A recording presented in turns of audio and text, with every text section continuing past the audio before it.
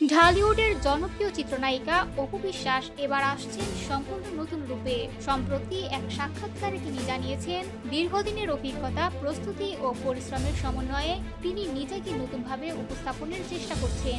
তার ভাষায়, দর্শকরা এবার দেখবেন এক ভিন্ন অপু বিশ্বাস, যিনি অতীতের চরিত্র ও কাজের সীমা পেরিয়ে আরও পরিপক্ক, আরও আত্মবিশ্বাসী এক অভিনেত্রী হিসেবে হাজির হবেন।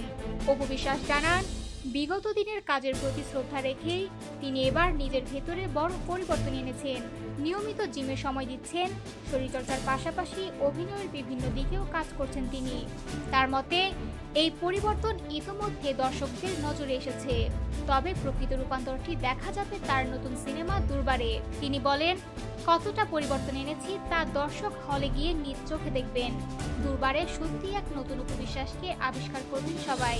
নিজের কর্মপরিবেশ ও টিম নিয়েও সন্তুষ্টি প্রকাশ করেন এ নায়িকা। তিনি বলেন, এবার যে টিমের সঙ্গে কাজ করছেন তারা শুধু সহকর্মী নন, বরং তার কাছে একটি পরিবারের মতো।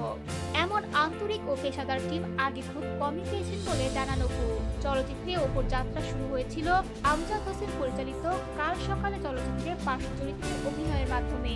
তবে 2006 সালে শাকিব খানের সঙ্গে কোটি টাকার কাবিন এই ছবিটি তাকে এনে দেয় ব্যাপক পরিচিতি ও জনপ্রিয়তা।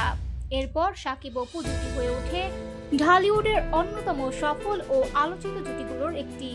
এবার সেই অপুরই নতুন যাত্রা নিয়ে দর্শকদের মাঝে তৈরি হয়েছে প্রত্যাশা ও কৌতূহল।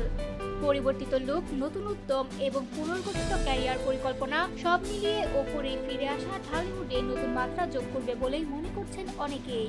নতুন রূপে অপু বিশ্বাস কতটা দর্শককে চমক দিতে পারেন, এখন অপেক্ষা শুধু দুর্বার মুক্তির।